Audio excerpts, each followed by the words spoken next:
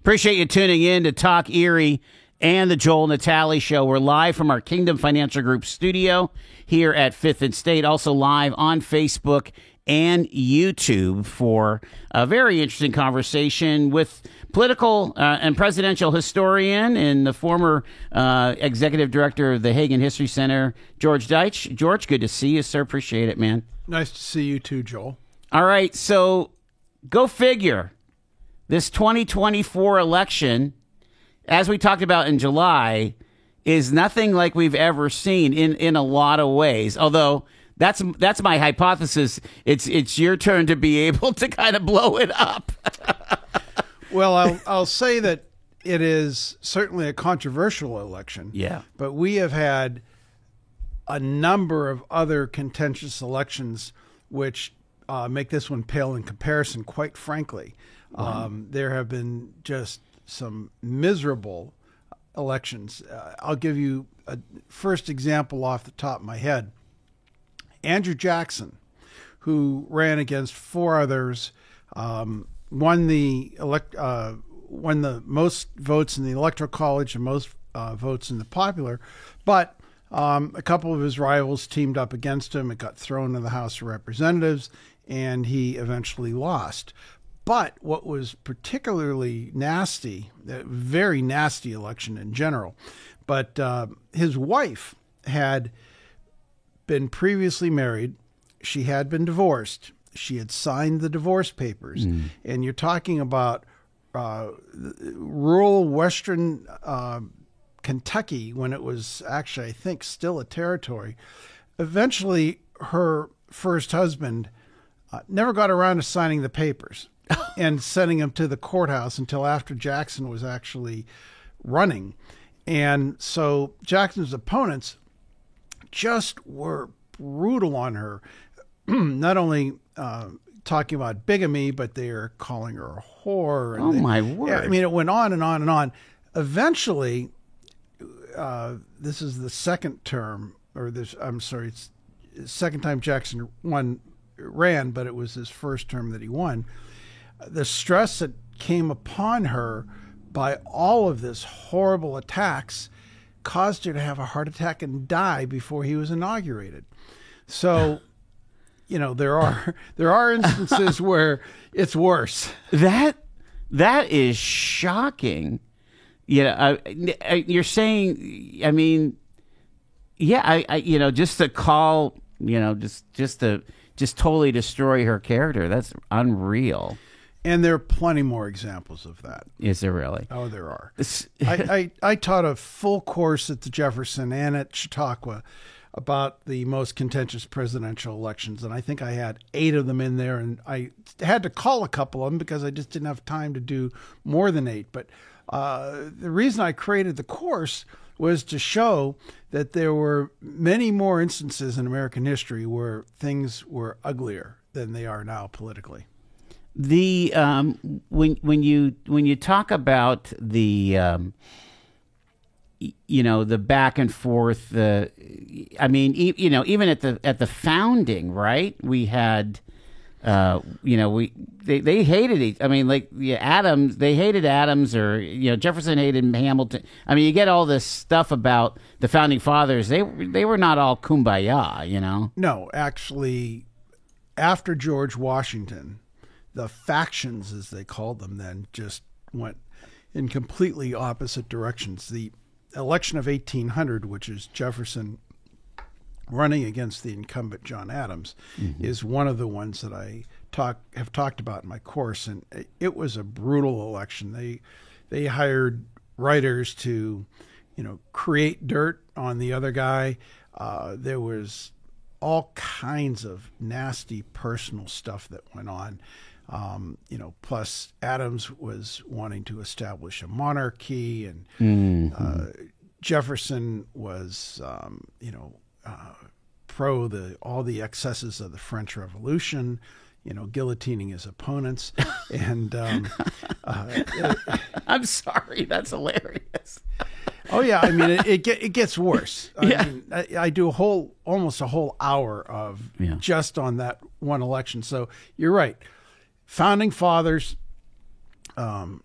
what's interesting is they reconciled years later, Jefferson and Adams, and they died on the 4th of July, 50 years to the day. They both died the same day, 50 years to the day after the signing of the Declaration of Independence.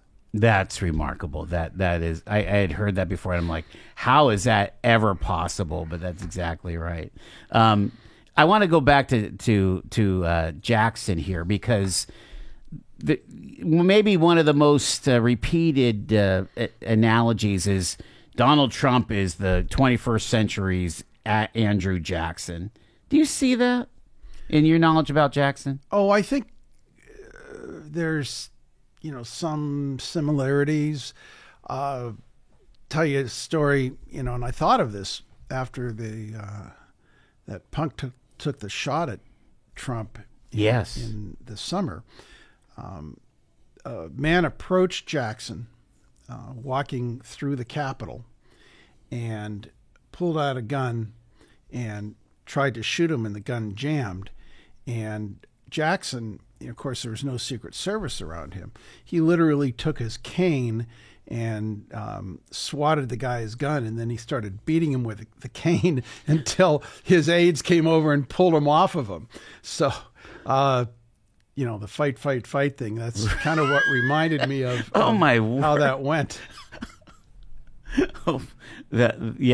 Again, that's remarkable that, again, there was no security. And we've got to remember that really, there was Secret Service, but, all the way up to 1963, we didn't keep our presidents in bubbles, did we? No, the Secret Service was created during the Civil War, and a guy named Lafayette Baker was the first head of it. But its purpose was not presidential protection at the time.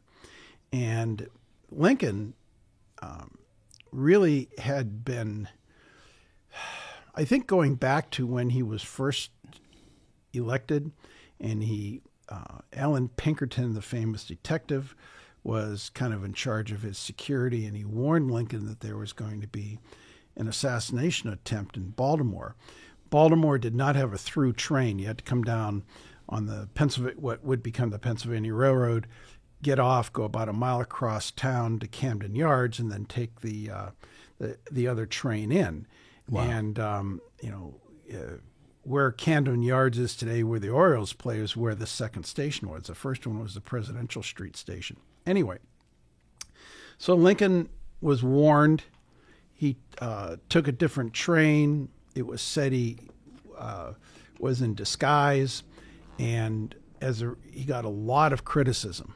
And as a result, I think ever after that, it was such that Lincoln felt that he had to somehow show his manlyhood by not surrounding himself. As a matter of fact, on the grounds of the Soldiers' Home in Washington, Northeast Washington, on a really nice hill, is a cemetery for deceased soldiers and what became the Presidential Summer House. And it's about 1.5 miles, 2 miles from the White House. And the family stayed up there during the summer. It had a nice view before it got built up, mm-hmm. and a nice breeze from the swamp that was surrounding the White House. And Lincoln actually used to ride alone on his horse back and forth to work. There was a point that somebody took a shot at him. Wow. And he had, as he rode up to the gate of the National Soldiers' Home, the guards there, came rushing down because they'd heard a shot, and they went several hundred yards down the road and found his hat with a bullet hole through it. Holy mackerel! That's unreal. Again, these stories are incredible that our presidents have endured these kinds of things. Can you talk about the only president ever coming from Pennsylvania was James Buchanan, and he's pretty much known as the worst president in American history. Certainly one of the bottom 5. He didn't run for re-election, I'm assuming, No, right? no. So talk about the election of 60. Again, you're at the cusp of civil war. I mean, what was the tenor? Again, I'm not saying that we're at the cusp of civil war by any stretch, but I'm interested in when people make these hyperbolic comparisons, let's give them the real deal here, George. Well, again, one of my classes, which I use as standalone too, is what I call America's most consequential presidential election, and that's the one in 1860, which led us to the Civil War. There had been a series of situations when I'm not going to go for an hour here to lecture you on that right. one. But starting with the Mexican War, then the Compromise of 1850 to try to keep things together, then the Kansas-Nebraska Act, each one of those further divided us. But then there were a series through the 1850s of some very significant things. I guess the first one, as a result of the Kansas-Nebraska Act, which was based on the theory that each new territory coming into the country would vote for its constitution being free soil or slave, and Kansas was the first one. And a lot of Missourians from the slave state crossed the border to try to help vote Kansas into as a slave state.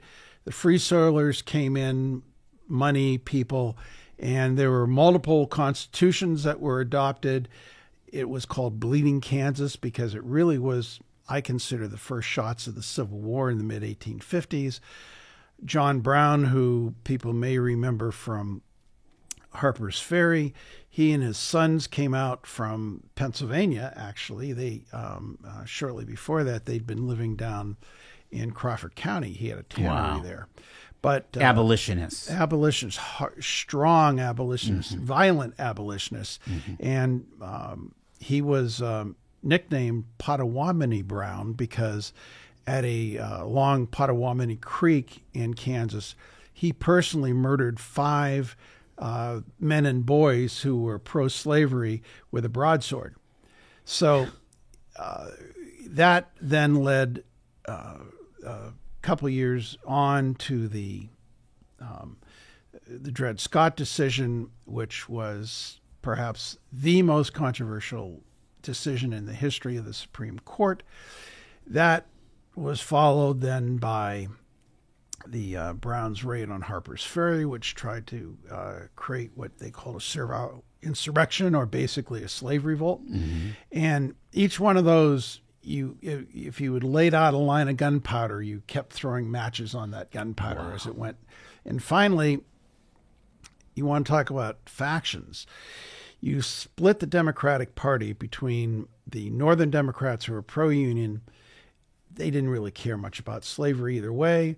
The Southern Democrats, who were strongly pro-slavery. And they had a convention in Charleston, South Carolina, and they had 50-some ballots, and they couldn't decide.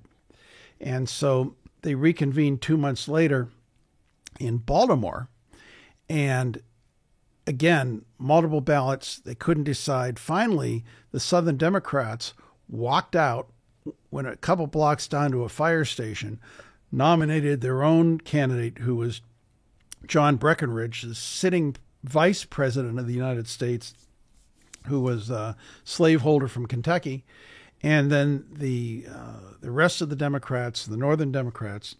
Buchanan was not a Democrat? Or he was? Buchanan was. Okay, but he was a Northern Democrat. He was a Northern Democrat, but he actually supported his vice president during the election. During the 60. But, so the Northern Democrats voted to put Stephen Douglas up. Douglas was, at that point, perhaps the most powerful senator. The Republicans put up Lincoln. People think that the Republicans were an abolitionist party. There was a faction. But what they don't realize is that the Republicans said, no, you can keep things as they are. You just can't expand slavery. And so that was the Republican platform with Lincoln. And then a fourth candidate pops up, a guy by the name of Bell, who had been the Speaker of the House. He'd been the Secretary of War. He was a senator from Tennessee, another slaveholder. But he created the Constitutional Union Party. And all they wanted to do was preserve the Union come hell or high water. They didn't, they didn't put anything about slavery in their particular platform or any other issue. It was just preserved. So he got a lot of votes in what you'd consider the border states at the time. He won Virginia, Kentucky, and I think a couple. And of we were still by that point we were doing popular votes for the president, to do the Electoral College, right? This was not the House voting, right? No, the House only would come in if the Electoral College was split. Yeah. So basically, we had a four-way race. Lincoln wasn't even on the ballot in all but 2 counties throughout the entire South except for Virginia, and he got about 1,800 votes in what would become West Virginia, but not on the ballot anyplace else. He would win every northern state except for Missouri and half of New Jersey. New Jersey split its vote, but he'd only got 39% of the popular vote. Now the other 3 further split the popular vote. Right.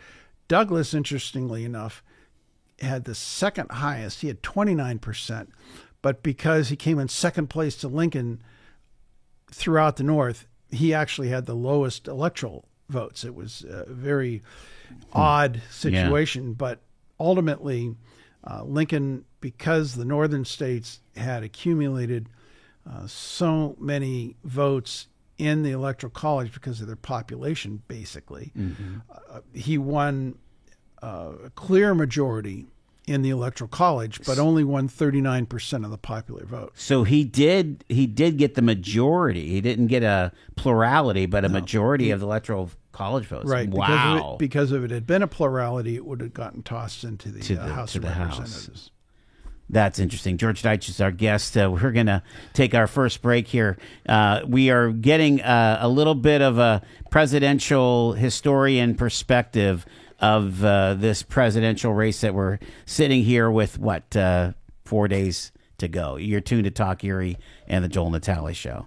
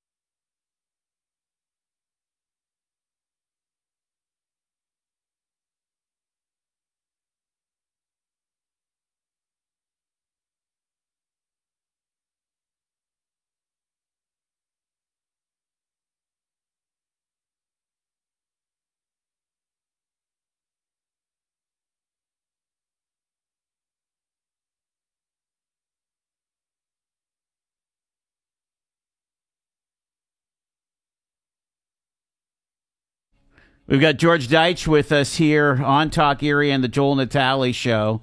We're talking about getting some perspective on the presidential race from a presidential historian here. George, I want you to finish your story about 1860. Again, we're trying to give you a little, give our audience a little bit of an understanding that, things have been worse. Yeah, we're not at the brink of civil war here because things were a lot worse in 1860. Go ahead, George. So once Lincoln was elected, and again, he wasn't on the ballot in any of the southern states, South Carolina led the way in seceding from the Union. They did it, I think, on December 30th of 1860, 6 weeks or so after Lincoln's election. And then you had a 4-month gap between the election and the inauguration. The inauguration didn't come until March 4th. Now, with Franklin Roosevelt, they cut that in half, but it wasn't until then. It wasn't until Roosevelt. So wow. During that 4-month period, 7 of the southern states seceded, the states in the Deep South. Chief Justice Taney, who was a rival and antagonist with Lincoln. Again, there's a great lecture about the two of them, and it's not a pretty scene. You think that today's president and the Supreme Court, you should have seen it back in the late 1800s. But anyway, so Taney and President Buchanan both agreed that the southern states had no right to secede, but they also agreed that the federal government couldn't do anything about it. So we had 4 months of no action from the federal government while all these 7 southern states seceded. And by the time Lincoln was inaugurated, we're literally on the brink of civil war. There'd been a convention in Washington to attempt to bring the sides together, but the fire eaters in the South and the radical abolitionists in the North just kept pulling the country apart. And then just a month after Lincoln is inaugurated, I think maybe 5 weeks, Fort Sumter is fired upon. He calls for volunteers to put down the rebellion, and then 4 more southern states secede. Wow. So we're not on that. We're not going to have in that sort footing. of situation. Thank goodness too, because obviously that was the bloodiest war of America's ever been in, and I someday I will do a whole show on this because I'd like to know, how to, at one point you've got sitting senators from the South, then they probably vanish to go to the Confederate Senate, and then you have to figure out who's on whose side with your military construct. It's one of the members of the Supreme Court. I'm going to have you hold on that because we have to go to the break at the bottom of the hour. But it's so even the Supreme Court had to deal with this. Huh? Wow. Right, and one of the members actually left to become a part of the Confederate government. Wow.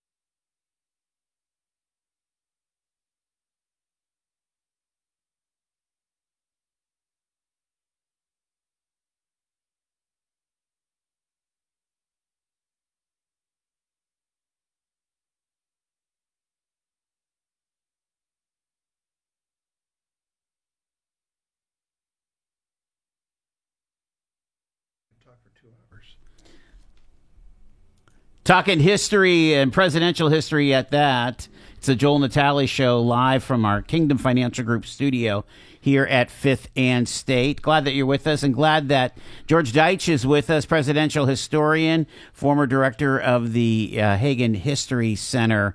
George, I want to ask you about, because I want to get into the Electoral College, but real quick, we've seen a lot of our candidates. So Kamala Harris has been here the last couple of weeks.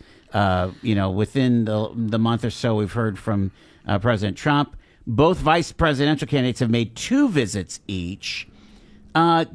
Is there, from your just kind of anecdotally, did Erie ever play prominently in campaigns? I mean, we have to always talk about JFK coming to the Lawrence Hotel, right? I mean, right, but quite frankly, no. I don't think we ever played such a prominent role, but we have been a bellwether, and the national media has caught on to us being a bellwether, and as a result, the candidates have kind of stood up and took notice. Mm-hmm. And so we've gotten more presidential visits, candidate visits than I think that we ever did combined in our, in our history. I mean, this is pretty amazing. Yeah. And this round is even more so than the last couple of elections. No, I would agree. I'm thinking about like FDR or Truman coming in on a whistle stop. You get 15 minutes at the tracks, right? and away they go to Cleveland, right?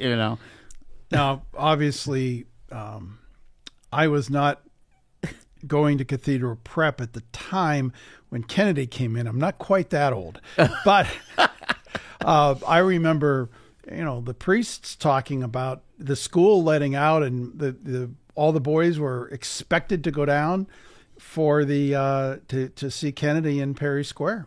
Yeah, I would love to go back and see what those what that vote was in Erie, Pennsylvania for JFK. It was heavily for JFK that time. Pretty amazing, considering that Nixon, some say, won the election, but we're not going to get into election denialism right now. Let's talk about the Electoral College. And I'm just going to, be forefront here. I'm still a big believer in the Electoral College. I think otherwise we would basically have one candidate after another from California, New York, dominating these races here. But talk about the origination. Why did the founders feel like they needed to do this? Because I'm hearing that it's all about slavery. No, absolutely not. What happened was in 1787, we had been under the Articles of Confederation, and they just had too weak of a federal government, and it just wasn't working. So they created, this federal authority, as they called it, created a federal convention. It wasn't even supposed to originally be a constitutional convention, and it was called to address the deficiencies of the Articles. Eventually, it evolved into the delegates creating a completely new constitution in 1787 in that hot, humid Philadelphia. So the Constitution created the government that we know today. There were heated debates almost every aspect of the new document.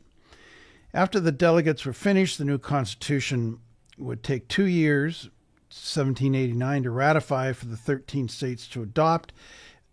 With the proviso, many of the states only signed on with the proviso that the first 10 amendments, which we know as the Bill of Rights, were included.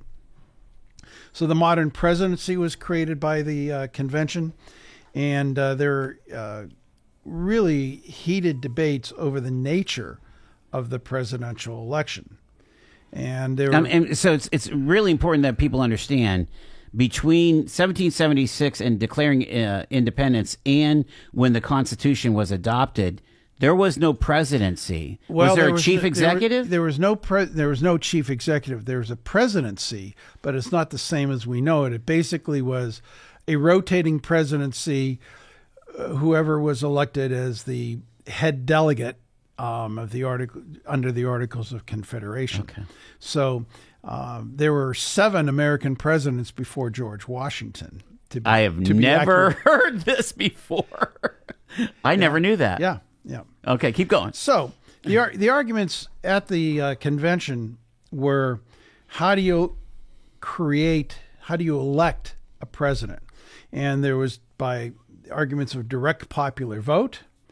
It was for Congress to choose the president like a parliament would, or a variety of notions with the states choosing the executive. As for the direct popular vote, there is some support for that, but there's also great opposition. The arguments focused against voting by, this is a quote, unlettered people swayed by a few active and designing men. The population at large was seen as not having the quote requisite capacity to choose wisely. No agreement was reached by the delegates as a whole. Ultimately, it was turned over to what was called the Special Committee on Postponed Matters. Okay. After much debate, the fateful compromise was agreed to, and that was the Electoral College. Each state, quote, in a manner of its own devising, would select electors equal to its total congressional delegation. The House, which is based on population, plus the 2 senators. The key compromise was how the number of electors were determined. The smaller states were concerned that the larger states at that time, Pennsylvania, New York, and Virginia, would dominate the presidency by their sheer population size, something that you alluded to when you asked me the question. Yeah. Thus, by adding in the 2 senators, each gave the smaller states some leveling of the EC, both individually and collectively. The compromise allowed each state to select its own system of electors, either by popular vote or by appointment of the state legislatures. So the states could choose how they chose the electors. Right. And up until the early part of the 20th century, the state legislators chose the senators.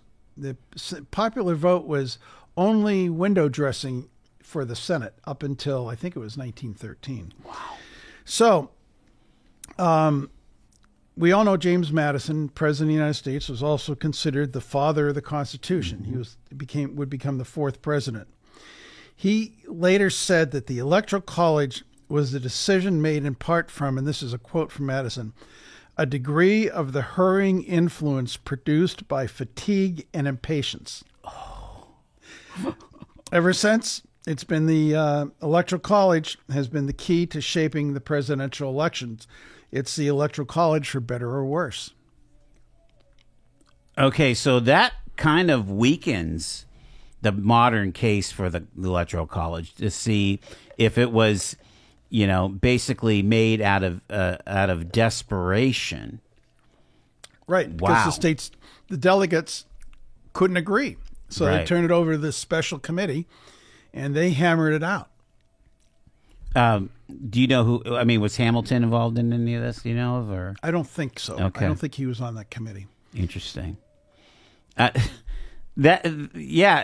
So how what's a good way to frame this modern conversation about the Electoral College? Do you think? Well, again, remember this was created in 1787. Yeah, and I think the arguments in some ways are very much the same because we have the smaller states who get more representation individually proportionally, than their population shows. Mm-hmm. And today, we've got these half dozen or 7 states that are considered these swing states. You notice that the biggest states, California, Florida, New York, Illinois, Texas, none of them are considered swing states. If we had no Electoral College, those states would be dominating. That's where the presidential candidates would be going all the time to get the biggest bang for their buck, essentially, trying to drum up votes. Yeah. I find it interesting, Pennsylvania has always been in play for presidential politics, but it was like we started the conversation with, it wasn't always this consequential. You go back to, what was it, 2000, and it's Tim Russert's famous Florida, Florida, Florida. Florida was an absolute purple state. I mean, it was hard to pin down, right? Right. Now Florida is extremely a red state. Ohio the same way. 2004, I want to say, or right. 2004 was when it was thought that John Kerry had won the state of Ohio. It was thought that he would win the presidency. Yeah. And ever since then, Ohio has voted consistently for Republican. So there's this question of, should Donald Trump win Pennsylvania this time? Would it indicate an absolute move to the Republicans for PA, that PA would become solidly red? No, I think it's too close, and I think we've got too many folks on both sides. Although what's surprising to me is that the Democrats, for all of my memory, have had a majority as far as voter registration. Absolutely. And that has shrunk considerably over the last 4 years, which when I heard that statistic, I was a little surprised. But I think the Democrats still have more voter registration than the Republicans do statewide. I think Pennsylvania is truly a purple state, although we have a governor and 2 senators who are Democrats. Right. So I don't think that if Trump ekes out a victory by a point or 2 in Pennsylvania, I don't think it's a harbinger that Pennsylvania is going to, go totally red. Yeah. By any means. I want you to also weigh in, and if there's any anything that lines up with this in history, of it not necessarily being a difference between political parties, but also like elites versus common man, because we're starting to see that now, where it used to be that Democrats could draw, white working men and women, and now that's kind of been diffused, and you have Democrats drawing more educated, more upper class, especially white women in the educated class. Is there anything analog to that in history as far as classism? And I mean, they talk about the country club Republicans. I'm thinking of Nelson Rockefeller and that kind of thing. Well, that's true. New York and California used to be heavily Republican, but of course they are completely the opposite of that today. I think again, your analogy, if you go back 64 years to 1960, you very much had the Democrats representing the working class and the Republicans representing more of the educated and really, the business people, the Chamber of Commerce, Nixon. And it really has flipped. Yeah. And, you hear about Elon Musk and some other billionaires. There's more billionaires today supporting Ms. Harris than there are Mr. Trump. Yeah. And the flip is astounding. And there was a point. Let's look at the black vote. Okay. For decades, the black vote was heavily Republican. I was going to say Jackie Robinson. I want to say was an Ike man, right? Yeah, and so what happened? Of course, Jim Crow laws and all basically drove blacks out of the voting booth in the South until the 1960s. Sure. The 1964 Voting Rights Act, but it was interestingly enough, it was Franklin Roosevelt who flipped the black vote flipped from Republican to Democrat. And there are various reasons. Again, we don't have time to get into it. Yeah. But that, for, again, 80 years was a solid Republican bloc, and then it flipped. And now maybe some of it is slipping on the Democrat side. We don't really know until let's see the results of this election and maybe another election or two after that. And they're saying only even a movement of 5 to 10%. Oh, that's is massive. Yeah, I see this as a very interesting election in the voter blocks because, again, you have slippage for the Democrats from blacks and Latinos and unions, but you have a significant slippage for the Republicans from, I will call it the never Trumper Republicans, the people that just can't stand him. And again, suburban women are a big part of that. So it depends on, which group or which party loses less of their base in this case, because if the never Trumpers weren't there, I think that the Republicans would have a huge leg up. But as it turns out, there's a lot of people on the Republican side who have an R after their name, can't stand the man. Yeah. So it's an election like I've never seen before. I want you to weigh in on divided government because, believe it or not, I've been thinking back to Bill Clinton and Newt Gingrich, 1994, and the concept of divided government actually getting things done to the point that in 1999 we had a balanced budget. And that's what George W. Bush inherited before 9/11. Are there other? I mean, because I know like FDR was, just getting pummeled by the Republicans in Congress. But are there other examples where things could get done in a divided government?